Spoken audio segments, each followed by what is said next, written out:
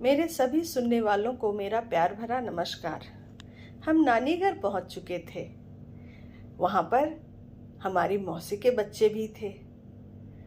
छोटे छोटे थे, वो हमसे भी छोटे थे। उनमें से एक बच्चा बड़ा छोटा था। वो अभी भी डब्बे वाला दूध पीता था।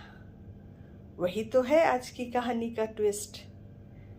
हम लोग सुबह में नहा धोकर सारे बच्चे खेलने निकल जाते। नाना का क्लिनिक था। नाना क्लिनिक में पेशेंट देखते और हम वहाँ खेलते।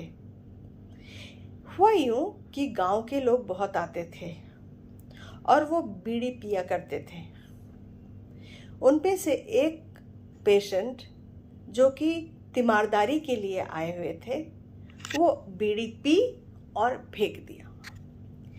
अब हम लोग वहाँ खेल रहे थे। छोटी सी बीड़ी उठाई और मुंह में लगाकर क्या था, सुट्टा लेने लगे। इतनी जोर की खांसी आई, पता चला सारे घर के लोग जुट गए। क्या हुआ क्या हुआ? अब कोई किसी को कुछ बोले ही ना। बीड़ी तो पी लिए थे। तभी मेरे छोटे भाई ने कहा, माँ बीड़ी पी है इसीलिए खांसी हो रही है इसको।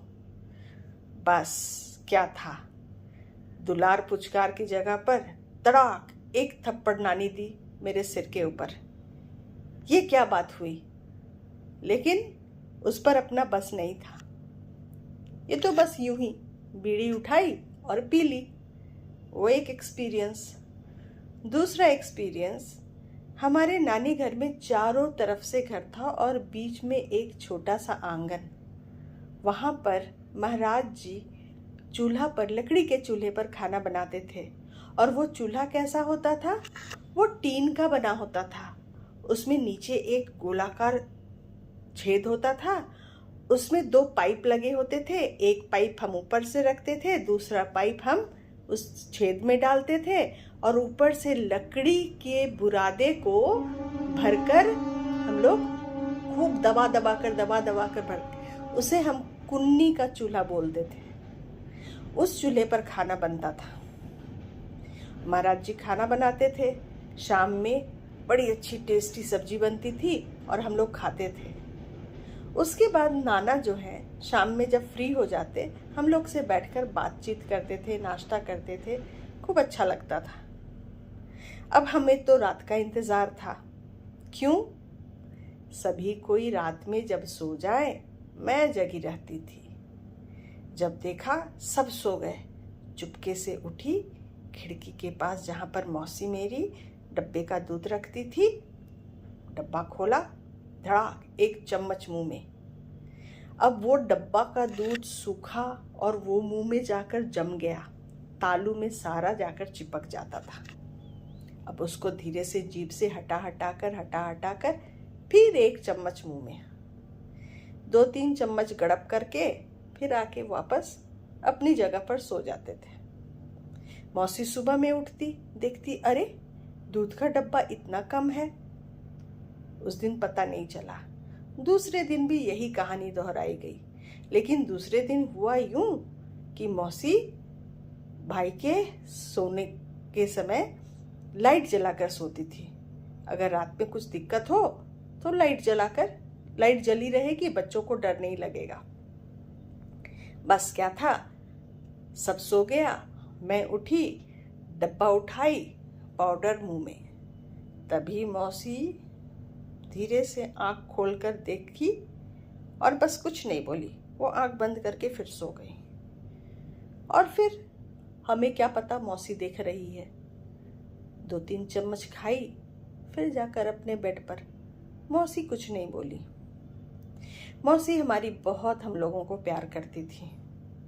लेकिन जब सुबह उठी तो फिर वो सब कोई बैठे हुए थे, बातें हो रही थी।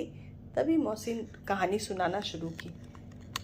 ऐसे ऐसे ऐसे ऐसे इसने किया है, दूध पिया है, दूध इसने चुरा कर खाया है। और हम, क्या था? नहीं मौसी, हम तो नहीं खाए हैं। नहीं, तुम खाई हो, हम रात में देखे। नहीं मौसी, हम नहीं खाए हैं। बस क्या था, नानी आई, एक चपत, झूठ नहीं बोलना, सच बोलो, खाली, कोई दिक्कत नहीं है, झूठ नहीं बोलना चाहिए। मेरी नानी थी बड़ी सौम्य स्वभाव की, वो अगर डांटती भी तो लगता था जैसे गाना गा रही है। बस उसके बाद नानी हम लोगों को अपने आंचल में से निकाल कर पैसे देती, सामने दुकान थी, वहाँ से हम लोग चॉकलेट खरीद कर खाते थे। नाना जी रोज शाम में नाश्ता करते, नाश्ता में वो चूड़ा फ्राई करते, खाते, थोड़ा सा प्लेट में 4 चम्मच चूड़ा फ्राई, लेकिन उनको चूड़ा फ्राई रोज चाहिए था। और हम लोग क्या करते, उनके चारों बगल बैठ जाते, उनकी एक आराम कुर्सी थी, उसी पर वो बैठते और चूड़ा फ्राई खाते, और हम बच्चे उनके चारों ओर। चूड़ा फ्राई तो 4 चम्मच होता था, लेकिन उसमें क्या था, थोड़ा तुम लो, थोड़ा तुम लो, थोड़ा तुम लो, और वो भी खाते थे। क्या ज़माना था, लोग कितने संतुष्ट होते थे बांटकर खाने में।